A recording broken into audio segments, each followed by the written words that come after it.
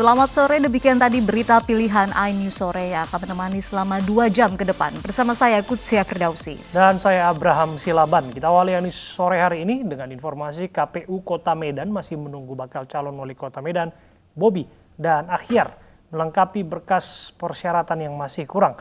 Batas akhir perbaikan berkas adalah tengah malam nanti.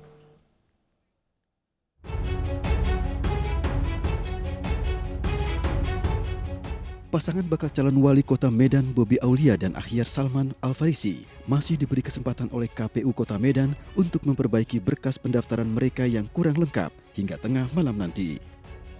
Ketua KPU Kota Medan Agus Syah mengatakan berkas Bobi yang belum lengkap adalah berkas LHKPN, sementara pasangannya Aulia Rahman kurang dokumen yang menerangkan kewajiban tidak berhutang pajak. Sedangkan untuk Salman Al-Farisi, wakil dari Akhyar Nasution, masih harus melengkapi legalisir ijazah. Untuk Pilkada Surakarta, seluruh bakal calon dan bakal calon wali kota sudah melengkapi berkas mereka yang sebelumnya dinyatakan tidak lengkap.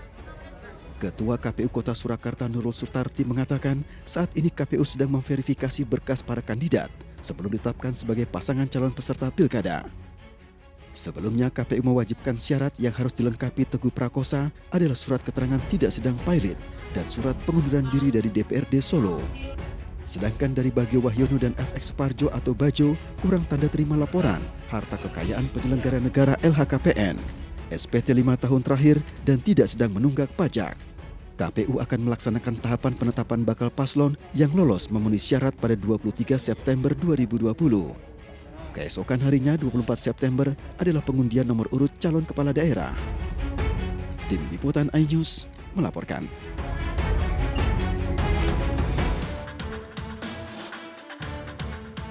Pilkada serentak tahun 2020 berbeda dengan pilkada serentak sebelumnya karena digelar di tengah pandemi COVID-19.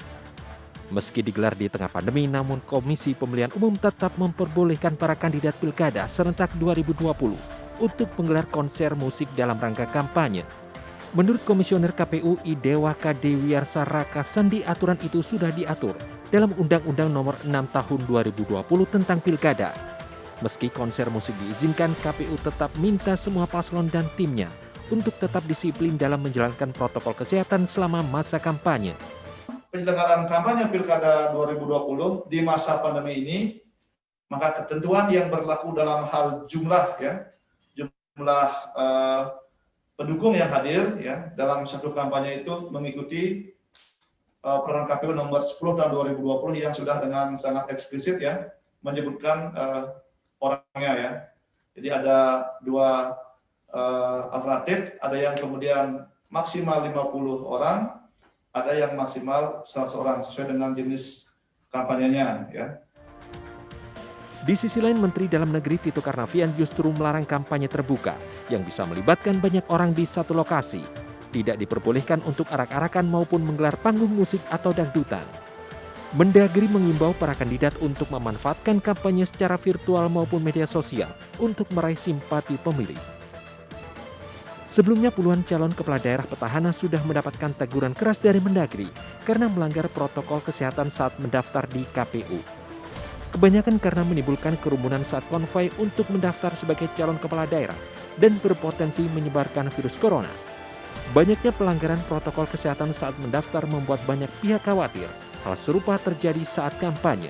Tim Liputan iNews melaporkan.